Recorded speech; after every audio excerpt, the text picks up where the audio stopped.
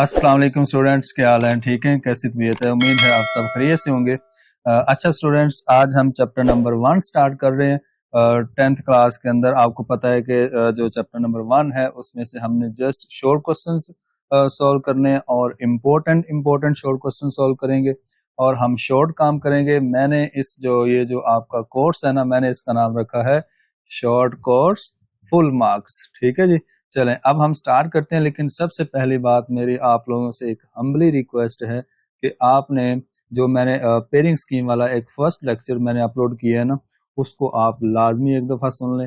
देखिए, मैंने वहाँ पे सारी चीज़ें डिस्कस की हैं कि हम किस तरह से तैयारी करेंगे और कौन कौन से चैप्टर्स को हम कितना इम्पोर्टेंस देंगे। ठीक है, तो लिहाजा आप अगर वो पेयरिंग स्कीम वाला फर्स्ट जो लेक्चर है वो अगर आप सुन लेते हैं तो आपको आइडिया हो जाएगा कि हमने कैसे तैयारी करनी है और बहुत कम टाइम में हम कैसे तैयारी कर लेंगे। अच्छा जी, आप देखो सबसे पहली बात।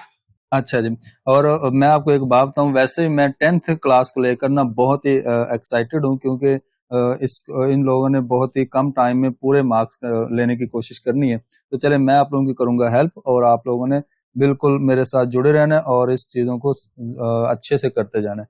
अच्छा जी, देखें सबसे पहला काम जो मैं आपको सबसे पहली बात एक बता दूं कि चैप्टर नंबर जो 1 है उसमें से आपको पेपर में 3 शॉर्ट क्वेश्चन मिलेंगे और इन 3 शॉर्ट क्वेश्चन में से आपको एक डेफिनेशन मिलेगी। तो टोटल लगभग आपके पास फर्स्ट चैप्टर में टोटल 5 डेफिनेशन है। तो हम इन 5 की 5 डेफिनेशन को अच्छे से पढ़ेंगे और इनमें से एक आपकी डेफिनेशन पेपर में लाजमी आएगी। चलें, एक तो शॉर्ट क्वेश्चन हमारा क्लियर हो गया।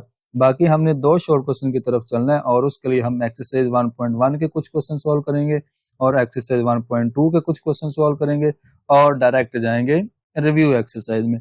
तो मैं मैक्सिमम 3 वीडियोस अपलोड करूंगा पहले चैप्टर की, जिसके अंदर जस्ट हम शॉर्ट क्वेश्चन को सॉल्व करेंगे। उसके बाद फिर हम नेक्स्ट चलेंगे, वो मैं आपको बाद में बता दूंगा। अच्छा जी, देखिए सबसे पहले मैं डेफिनेशन पढ़ लेता हूँ। डेफिनेशन आपके पास लिखी हुई है क्वाड्रेटिक इक्वेशन। वैसे भी इस चैप्टर का नाम ही क्वाड्रेटिक इक्वेशन है। तो क्वाड्रेटिक इक्वेशन का मतलब ये है, सिंपल आपने ये याद रखना है कि ऐसी इक्वेशन जिसमें जो हमारे पास वेरिएबल यूज हो रहा होगा उसकी मैक्सिमम पावर 2 होगी। ठीक है, स्क्वायर पावर होगी। तो चले मैं जल्दी से इसकी डेफिनेशन एक दफा रीड कर देता हूँ, उसके बाद हम चलेंगे इनके क्वेश्चन की तरफ।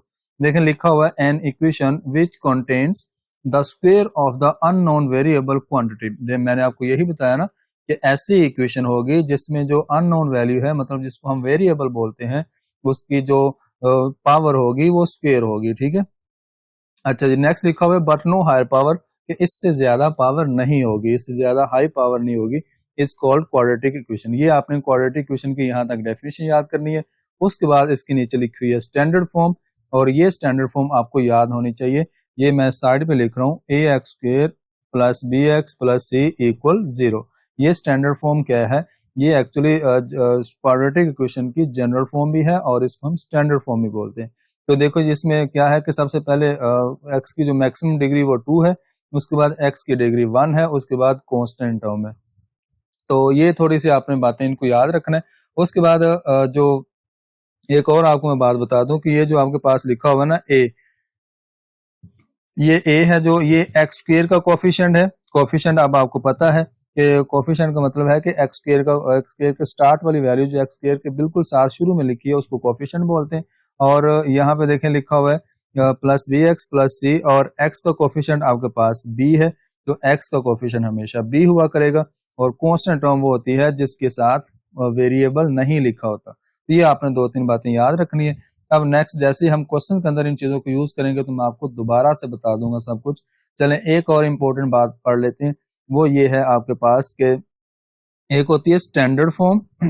अब स्टैंडर्ड फॉर्म क्या है? देखें सबसे पहले अगर मेरे पास लिखा हुआ है x square minus 7x plus 6 is equal 0। बच्चों ये मेरे पास एक क्वाड्रेटिक इक्वेशन लिखी हुई है। इसमें देखो मैक्सिमम एक्स की पावर 2 है, उसके बाद एक्स की पावर 1 है, उसके बाद कांस्टेंट टर्म है। ठीक है जी, अच्छा अब देखो ये स्टैंडर्ड फॉर्म है। ये क्या है? Standard form. तो जब आपके पास तीनों टर्म्स का सम जो है वो लेफ्ट साइड पे लिखा हो और इक्वल राइट साइड पे 0 हो, मतलब सारी की सारी टर्म्स आपके पास लेफ्ट साइड पे होनी चाहिए और दूसरी साइड पे सिर्फ 0 होना चाहिए। अगर इस तरह की सिचुएशन है तो आप उसको बोलेंगे क्वाड्रेटिक इक्वेशन की स्टैंडर्ड फॉर्म। अच्छा, मैक्सिमम डिग्री तो 2 होनी चाहिए, वो तो आपको पता है। अब अगर देखें यही इक्वेशन मेरे पास लिखी हो, for example x minus 7x is equal minus 6, for example मेरे पास इस तरह से लिखा हुआ है। अब ये जो ऊपर वाली इक्वेशन है ये स्टैंडर्ड फॉर्म में है। स्टैंडर्ड फॉर्म का मतलब आपके पास पहले एक्स स्क्वायर वाली टर्म, उसके बाद एक्स वाली टर्म, उसके बाद कांस्टेंट टर्म। अब ये जो दूसरी इक्वेशन है ये क्वाड्रेटिक इक्वेशन तो है लेकिन ये स्टैंडर्ड फॉर्म में नहीं है। तो स्टैंडर्ड फॉर्म में होने के लिए क्या जरूरी है? स्टैंडर्ड फॉर्म में होने के लिए दो चीजें होना जरूरी है, दो बातें याद रखनी है। एक तो पहली बात यह है कि तीनों टर्म्स का सम जो है वो लेफ्ट साइड पे होना चाहिए, इक्वल टू होना चाहिए 0 के।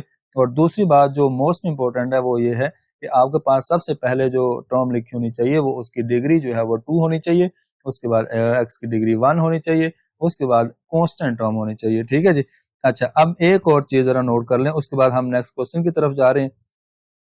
वो ये है कि ये आपके पास लिखा हुआ है a x square plus B x plus c, ये आपके पास क्या है? ये general form of quadratic equation है जिसको स्टैंडर्ड फॉर्म बोलते हैं। अब आपकी एक्सरसाइज का जो पहला एमसीक्यू है ना, वो पहला है या दूसरा है, कोई भी एमसीक्यू है, उसमें ये लिखा हुआ है कि how many terms are there in standard form of quadratic equation.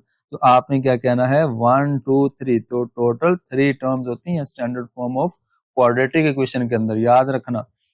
मजे की बात आपको बताता हूँ, क्वाड्रेटिक इक्वेशन को सॉल्व करने के 3 ही मेथड होते हैं और 3 ही नंबर ऑफ टर्म्स होती हैं इन देयर स्टैंडर्ड, जो आपके पास स्टैंडर्ड फॉर्म होती है क्वाड्रेटिक इक्वेशन की। तो 3 ही मेथड और 3 ही टर्म्स, तो ये आपके पास 2 एमसीक्यूज हो गए। ओके, अब चलते हैं हम नेक्स्ट मतलब के क्वेश्चन की तरफ। वैसे तो आपके पास यहाँ से लेकर यहाँ तक एक और डेफिनेशन लिखी हुई है जो कि आपके पास कुछ इस तरह से है, ये भी हम जल्दी से पढ़ लेते हैं। देखिए लिखा हुआ है if b equal 0 in the quadratic equation A x square plus B x plus C equal 0, तो then it is called pure quadratic equation. अब एक बात याद रखना, मैं आपको प्योर क्वाड्रेटिक इक्वेशन के बारे में बता देता हूँ क्योंकि ये हमारे क्वेश्चन के अंदर यूज होनी है। देखें अगर मेरे पास लिखा हुआ है a x square plus B x plus C equal 0, तो ये मेरे पास क्या है? ये मेरे पास standard form of quadratic equation है, ये अब आपको याद हो जानी चाहिए। अच्छा बच्चों, ये देखो आपने क्या करना, आपने किया b की जगह पे 0 पुट किया। ठीक है, अब जब b की जगह पे आपने 0 पुट किया तो इसका मतलब आपके पास आएगा ए एक्स स्क्र प्लस बी की जगह पे जब हमने 0 पुट किया तो साथ x होगा मल्टीप्लाई इक्वल 0 वैसे ही आएगा। तो ये बचेगा ए एक्स स्क्र प्लस 0 हो जाएगा। x को जब हमने 0 के साथ मल्टीप्लाई किया तो 0 हो गया, प्लस c इक्वल 0, तो मेरे पास आएगा फाइनली ए एक्स स्क्र प्लस सी इक्वल 0। अब बच्चों याद रखना कि जो प्योर क्वाड्रेटिक इक्वेशन होती है उसके अंदर 2 टर्म्स होती हैं। एक आपके पास होती है एक्स स्क्र वाली टर्म और एक आपके पास कांस्टेंट टर्म होती है। कांस्टेंट टर्म वो होती है जिसके साथ वेरिएबल नहीं लिखा होता। ठीक है, without variable is called constant term. ठीक है, अब जो बच्चों इन्होंने एग्जांपल्स लिखी हुई है ना वो देखें जरा। एक्स स्क्र माइनस 16, ये देखो एक्स स्क्र वाली टर्म आ गई, उसके बाद कांस्टेंट टर्म आ गई। तो ये आपके पास जब दो टर्म्स होती हैं लिखी होती हैं, एक एक्स स्क्र वाली और एक कांस्टेंट टर्म होती है, इक्वल 0 लिखा हो आपके पास, वो क्या होगा? वो प्योर क्वाड्रेटिक इक्वेशन होगी। नेक्स्ट एग्जांपल देखने लिखा हुआ 4x स्क्र, मतलब एक एक्स स्क्र वाली टर्म और इक्वल 7 आपके पास क्या आ गया? Constant term. तो ये आपके पास प्योर क्वाड्रेटिक इक्वेशन। अच्छा जी, अब देखिए नेक्स्ट हम इनके क्वेश्चन की तरफ चलते हैं। तो बच्चों उम्मीद है कि आपको इन डेफिनेशन की समझ आई होगी। आपने इन डेफिनेशन को याद कर लेना है। नंबर 1 पे आपने क्वाड्रेटिक इक्वेशन को याद करना है, नंबर 2 पे आपने प्योर क्वाड्रेटिक इक्वेशन को याद करना है। फिलहाल आपने 2 डेफिनेशन को याद करना है और फिर जो भी और कोई जरूरी हुई तो मैं आपको साथ साथ बता दूंगा। तो चलिए नेक्स्ट चलते हैं एक्सरसाइज 1.1 और इसका आपने पहला क्वेश्चन सोल्व करना है। और पहला क्वेश्चन बहुत ही इंटरेस्टिंग है, लिखा हुआ right the following quadratic equations in standard form and point out pure quadratic equations. बच्चों आपसे कहा गया कि आप इन क्वाड्रेटिक इक्वेशंस को सॉल्व करेंगे और सॉल्व करने के बाद आप हमें बताओगे कि ये स्टैंडर्ड फॉर्म है या प्योर क्वाड्रेटिक इक्वेशंस है। तो स्टैंडर्ड फॉर्म दोबारा से मैं जल्दी से आपको एक बार बता दूं कि जो आपके पास क्वाड्रेटिक इक्वेशन की स्टैंडर्ड फॉर्म होती है उसके अंदर 3 टर्म्स होती हैं। पहले एक्स स्क्वायर वाली टर्म, उसके बाद एक्स वाली टर्म, उसके बाद कांस्टेंट टर्म। तो तीनों टर्म्स का सम इक्वल टू 0 होना चाहिए। This is called standard form of quadratic equation. उसके बाद अगली है प्योर क्वाड्रेटिक इक्वेशन जिसके अंदर 2 टर्म्स होती हैं, एक एक्स स्क्वायर वाली टर्म और एक कांस्टेंट टर्म। तो इक्वल 0 होगा, आपके पास वो प्योर क्वाड्रेटिक इक्वेशन होगी। अच्छा जी, अब देखो बच्चों इसका जो फर्स्ट पार्ट है, जो इसका फर्स्ट पार्ट है वो कुछ इस तरह से लिखा हुआ है। फर्स्ट पार्ट हम यहाँ पे लिखते हैं x plus 7 multiply x minus 3 is equal -7। ये बच्चों जितने क्वेश्चन मैं आपको सोल्व कराऊंगा ना, बहुत कम शॉर्ट क्वेश्चन होंगे और बहुत इंपॉर्टेंट शॉर्ट क्वेश्चन होंगे। अब इनको आपने नहीं छोड़ना, इनको आपने अच्छे से तैयार करना है ताकि आपके जो शॉर्ट क्वेश्चन है वो क्लियर हो जाए। अच्छा जी, ये देखें आपके सामने मैंने फर्स्ट पार्ट लिखा, और जैसे ही मैंने फर्स्ट पार्ट लिखा तो इसको हम करते हैं सॉल्व। हमने क्या करना है, इसको स्टैंडर्ड फॉर्म में लिखना है, या हम इसको प्योर क्वाड्रेटिक इक्वेशन बनेगी तो वो बता देनी है। तो देखें सबसे पहले आपने क्या करना बच्चों, इसको ना x को x के साथ मल्टीप्लाई करना है, ये बन जाएगा एक्स स्क्वेयर। उसके बाद x को -3 से मल्टीप्लाई किया तो ये बनेगा -3x। अच्छा जी, उसके बाद आपने क्या करना है, अब आपने 7 को करना है मल्टीप्लाई x के साथ, ये बनेगा 7x। अब आपने 7 को करना है मल्टीप्लाई 3 के साथ, ये बनेगा -21, -21 इक्वल -7, वैसे ही आएगा। अच्छा जी, ये आ गया आपके पास। अच्छा नेक्स्ट देखें, अब आपके पास एक्स स्क्वायर वाली टर्म तो रहेगी वैसे ही। अब इन दोनों टर्म्स को हम करेंगे सॉल्व, क्योंकि ये दोनों एक्स वाली टर्म्स हैं जिनको हम अलाइक टर्म्स बोलते हैं। अच्छा अब आप देखो -3 + 7 कितना होता है, -3 + 7 होता है 4 + 4, तो यहाँ आएगा +4x। उसके बाद बच्चों नेक्स्ट आएगा -21, वैसे ही लिखो, और इस 7 को आप इस साइड पे ले आओ, तो जब 7 लेफ्ट साइड पे आएगा तो ये आपके पास हो जाएगा +7, क्योंकि उधर माइनस था, इधर आके हो जाएगा +7। अच्छा बच्चों, ये आएगा एक्स स्क्वेयर, उसके बाद +4x हम वैसे ही लिखेंगे, और -21 + 7 कितना होता है, -14 होता है। तो ये आपके पास बच्चों आ गई standard form of quadratic equation. हम लिखेंगे द अबव इक्वेशन, हम बोलेंगे the above equation is standard form, is in standard form. आप इस तरह से बोल सकते हो, इज इन, आप इन भी लिख सकते हो यहाँ पे, चलो, is in standard form, in standard form of quadratic equation, या आप इसको इस तरह से लिख लें क्वाड्रेटिक इक्वेशन, Q.E का मतलब क्वाड्रेटिक इक्वेशन। तो 3 टर्म्स है, तो आपके पास वो standard form of quadratic equation बन जाएगी। अच्छा बच्चों, इसके बाद मैं सेकंड पार्ट इसका सोल्व करता हूँ। तो सेकंड पार्ट भी मोस्ट इंपॉर्टेंट है, ये सारे के सारे क्वेश्चन इंपॉर्टेंट है जो मैं आपको सोल्व कराऊंगा, इनको आपने अच्छे से कर लेना है। अच्छा जी, सेकंड पार्ट मेरे पास लिखा हुआ है कुछ इस तरह से है कि एक्स स्क्वेयर +4, ये सेकंड पार्ट है, x square +4 over 3 minus x over 7 और इज इक्वल टू 1 आ जाएगा, सही है। अच्छा जी, अब देखो आपके पास ये सेकंड पार्ट है, हमने इसको करना है सोल्व। तो बच्चों सबसे पहला काम आपने क्या करना है, आपने जब आपके पास फ्रैक्शंस आती हैं, फ्रैक्शन वाली टर्म्स होती हैं, तो आपके पास 2 ऑप्शन होते हैं, आप उनको किस तरह से सॉल्व करते हो। या तो आप उनका एलसीएम करते हो, ठीक है, या फिर आप क्या करते हो, एक ऐसे नंबर के साथ मल्टीप्लाई करते हो जिसको मल्टीप्लाई करने से आपकी फ्रैक्शन खत्म हो जाए, डिनोमिनेटर में 1 बन जाए। तो मैं चूज करूंगा मल्टीप्लाई वाला मेथड। मल्टीप्लाई करने वाला मेथड बहुत आसान है, बहुत मजेदार मेथड है, ये देखिएगा। आपने क्या करना है, सबसे पहला काम आपने ये करना है कि सबसे पहला काम आप ये देखो कि कितनी टर्म्स दी गई है आपको क्वेश्चन के अंदर। बच्चों आपको टोटल 3 टर्म्स दी गई हैं। टोटल कितनी टर्म्स दी गई हैं, 3 टर्म्स।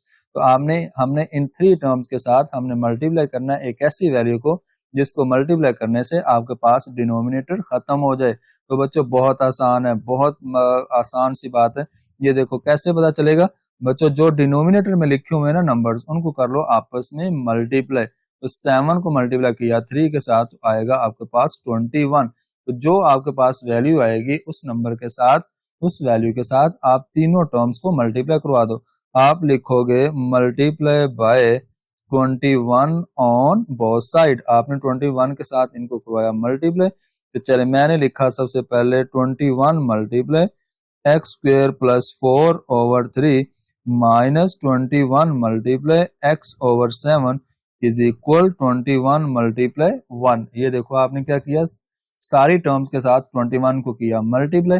अब आप इनको करेंगे कट। जब आप इनको कट ऑफ करेंगे तो ये देखो 3 वंस और 3 सेवंस आ गया 21। हम लिखेंगे इसको 7 इंटू एक्स स्क्वेयर +4 हम लिखेंगे इसको, ठीक है जी। ये हम ब्रैकेट के अंदर इसको ले लेंगे क्योंकि अंदर 2 टर्म्स लिखी हुई है, हम इसको डायरेक्ट मल्टीप्लाई नहीं करेंगे। वैसे आप डायरेक्ट कर भी सकते हो, लेकिन वो ये है कि फिर वो गलती ज्यादा हो जाती है। अक्सर बच्चे क्या करते हैं, 7 को एक्स स्क्वायर के साथ मल्टीप्लाई कर देते हैं, 4 वैसे ही लिख देते हैं। लिहाजा यहाँ पे मिस्टेक्स होती हैं, तो आपने मिस्टेक्स करनी नहीं है, इतनी गुंजाइश नहीं है कि आप मिस्टेक्स करें। आप पक्का काम करेंगे, आप कॉन्सेप्ट को बिल्कुल सही से यूज करेंगे। अच्छा बच्चों नेक्स्ट देखें, 7 वन सा 7 3 का क्या होगा 21। तो 3 को अब आप 3 को आप x के साथ डायरेक्ट मल्टीप्लाई कर सकते हैं, ठीक है। उसके बाद बच्चों राइट साइड पे 21 को 1 से मल्टीप्लाई किया तो क्या आया 21 आया। अच्छा अब आप इसको करेंगे अंदर मल्टीप्लाई। जब आप इसको अंदर मल्टीप्लाई करेंगे, ये देखो 7 को आपने जब एक्स स्क्वायर के साथ मल्टीप्लाई किया तो बनेगा 7x स्क्वायर। 7 को आपने जब मल्टीप्लाई किया 4 के साथ, ये आएगा 28, ठीक हो गया जी। -3x वैसे ही रहेगा, और मैंने क्या किया, मैंने इस 21 को भी इस साइड पे लाकर लिख दिया, ठीक है। उधर क्या हो रहा था प्लस हो रहा था, इधर आके हो जाएगा माइनस। अच्छा बच्चों ये एक्स स्क्वायर वाली टर्म वैसे ही लिखेंगे, ठीक है जी। ये देखो मैंने एक्स स्क्वायर वाली टर्म वैसे ही लिखी। उसके बाद आपने क्या करना है, इसको ये मैंने लिखा 7x स्क्वायर माइनस ये 3x मैं पहले लिख देता हूँ क्योंकि x वाली टर्म है, और प्लस 28 मैंने बाद में लिख लिया, ठीक है जी। ये मैंने बाद में लिखा और -21 वैसे ही रखा। मैं एक्चुअली अरेंज कर रहा हूँ, कांस्टेंट के साथ कांस्टेंट वाली टर्म्स को लिख रहा हूँ। तो ये आएगा 7x स्क्वायर -3x प्लस, अब देखो बच्चों 28 -21 क्या होता है +7 होता है, क्या होता है +7। तो ये आपके पास बच्चों आ जाएगा इसका फाइनल आंसर। अब देखें हमें क्वेश्चन ये कहा गया था कि आपने सिर्फ ये बताना है कि ये standard form of quadratic equation है या प्योर क्वाड्रेटिक इक्वेशन है, दोनों में से एक बना करेगी। ये बच्चों आपके पास क्या बन गई standard form of quadratic equation. हमने इसको आगे सोल्व नहीं करना। कुछ बच्चे क्या करते हैं, वो ये बहुत बड़ा ब्लंडर करते हैं, वो इसको भी आगे सोल्व करना शुरू कर देते हैं, मतलब x की वैल्यू फाइंड करना शुरू कर देते हैं। वो आपका वेस्टेज ऑफ टाइम है, वो आपने नहीं करना। जितना क्वेश्चन आपसे पूछा गया आप उतना ही करेंगे, एक्स्ट्रा काम नहीं करेंगे, ठीक है जी। चलें अब आप क्या लिखोगे, द अबव इक्वेशन आप लिख दोगे, the above equation is in standard form of quadratic equation, ठीक होगा जी। ये आपने लिख दिया, ये आपका सेकंड पार्ट हो जाएगा कंप्लीट। अब हम चलते हैं बच्चों इसके थर्ड वाले पार्ट की तरफ। तो थर्ड वाला पार्ट क्या है, ये देखें आपके सामने लिखा हुआ है थर्ड वाला पार्ट। मैं आपको क्वेश्चन पे ले आया और हम देखेंगे इसका जो थर्ड वाला पार्ट है वो ये वाला अब हम सॉल्व करेंगे। ये जो थर्ड वाला पार्ट है ना, ये थर्ड वाला पार्ट लास्ट जो 2025 जो पेपर हुए हैं स्टूडेंट्स के, उन उस वहां पे ये एज अ शॉर्ट क्वेश्चन आया, ये वाला क्वेश्चन, ठीक है जी। इसका मतलब हमने इसको अच्छे से सॉल्व करना है क्योंकि ये वाला क्वेश्चन अभी लास्ट टाइम आया है। तो चलें हम इसको करते हैं सॉल्व। तो बच्चों सेम तरीका है, सेम आपने मेथड यूज करना है। जब आपके पास फ्रैक्शन वाली टर्म्स होती हैं तो आपने उनको करना है सॉल्व। तो सॉल्व आप किस तरह से करोगे, आप उन्हें उसका जो डिनोमिनेटर है उसको आपने एक साथ मल्टीप्लाई कर लेना है, और हम लिखेंगे यहाँ पे multiply by x into x plus 1, ठीक है जी।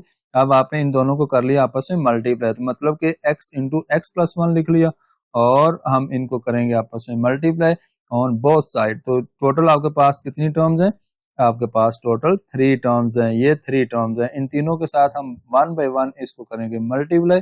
तो लिखेंगे x into x plus 1 multiply x over x plus 1 plus x plus 1 multiply आपने किया, इसके साथ किया x प्लस 1 ओवर x के साथ।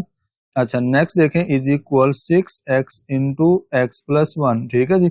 आपने दोनों साइड पे बोथ साइड पे आपने मल्टीप्लाई करवा दिया। अब जब आपने मल्टीप्लाई करवा दिया तो आपने क्या करना है, नेक्स्ट देखें, अब x प्लस 1 के साथ x प्लस 1 कट कर देना। बच्चों ये वाला x और ये वाला x आपस में क्या हो जाएगा, मल्टीप्लाई होकर बन जाएगा एक्स स्क्वायर।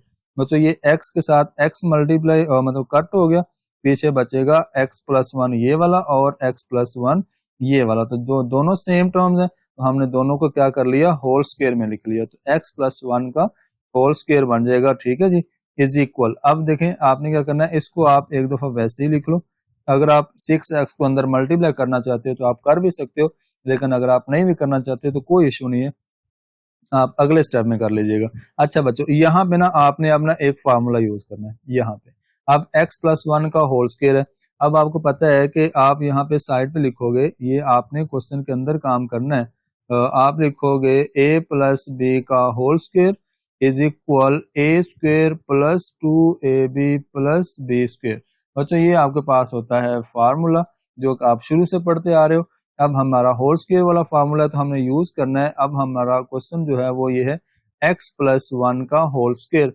इसका मतलब ये है कि जो आपके पास a है वो उसको हमने एज अ x यूज करना है और जो b होगा उसको हमने एज अ 1 यूज करना है।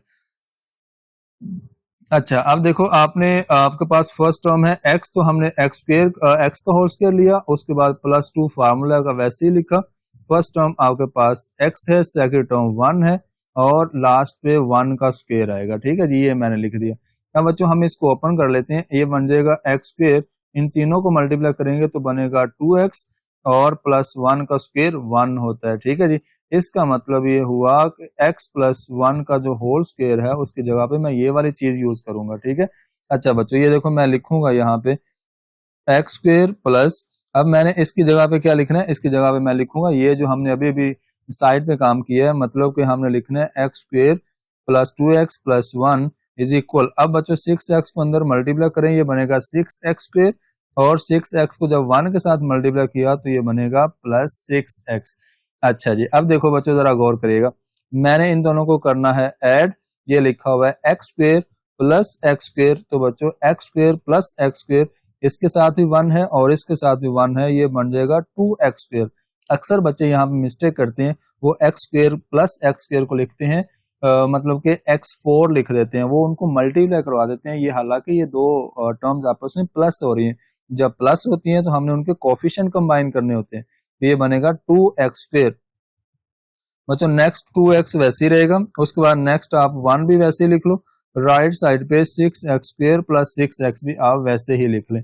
अच्छा जी, अब देखें यहाँ पे हमने क्या करना है बच्चों, हमने इसको सॉल्व तो कर लिया, बस जस्ट अब आपने क्या करना है, इनको स्टैंडर्ड फॉर्म बनाना है। तो देखें एक बात को जरा गौर से देखिएगा, ये जो आपके पास राइट साइड पे लिखा हुआ है 6x स्क्वायर, इधर लिखा हुआ है 2x स्क्वायर, तो मतलब ये है कि x स्क्वायर के साथ जिसका कोफिशिएंट बड़ा होगा हम उस साइड पे मूव मतलब कि बाकी टर्म्स को उस साइड पे मूव करवा लेंगे। तो मतलब ये है कि कोफिशिएंट का मतलब एक्स स्क्वायर के साथ इधर 6 लिखा हुआ है बड़ा नंबर है, इधर एक्स स्क्वायर के साथ 2 लिखा हुआ है छोटा नंबर है, तो हम क्या करेंगे इन सारी वैल्यूज को इस साइड पे मूव करवा देंगे। ठीक है, तो पहले इधर फिर बच जाएगा 0 और इधर मैं लिखूंगा 6x स्क्वायर और ये 2x स्क्वायर इधर आके बन जाएगा माइनस 2x स्क्वायर और उसके बाद प्लस 6x इधर लिखा हुआ है, मैंने 6x दोबारा से लिखा और दूसरी साइड से मैं ये 2x को इधर लेके आऊंगा, ये बन जाएगा माइनस 2x और बच्चों लास्ट पे कांस्टेंट टर्म है 1 जो कि इस साइड पे आएगा तो -1 बन जाएगा। ठीक है जी। अच्छा जी, अब आप 0 को दोबारा एक दफा लिख लो। अब हम इन दोनों को सॉल्व करेंगे, तो ये दोनों आपके पास क्या है, एक्स स्क्वायर वाली टर्म है, तो 6x square minus 2x square, तो ये आपके पास आएगा 4x स्क्वायर और ये 6x माइनस 2x दोबारा से आप इसको सॉल्व करोगे, ये भी आपको मिलेगा प्लस 4x और एंड पे -1 हम लिख देंगे ऐसे ही, क्योंकि ये कांस्टेंट टर्म है। तो हम इसको बच्चों लिखेंगे दिस इंप्लाइज दैट, हमें इसकी राइट हैंड साइड जो है वो लेफ्ट हैंड साइड पे चाहिए और जो लेफ्ट हैंड साइड है वो आपको राइट हैंड साइड पे चाहिए। तो बच्चों ये आपके पास standard form of quadratic equation बन जाएगी, ये एक्स स्क्वायर वाली टर्म, ये एक्स वाली टर्म, उसके बाद कांस्टेंट टर्म। तो हम इसको लिखेंगे the above equation is in standard form, आप इसको लिखोगे in standard form of quadratic equation, ये हमने लिख दिया। ठीक है जी, आप वैसे कंप्लीट इसके स्पेलिंग लिख सकते हैं, तो नहीं भी लिखेंगे तो कोई इशू नहीं। ये था आपका बच्चों जो थर्ड वाला पार्ट है।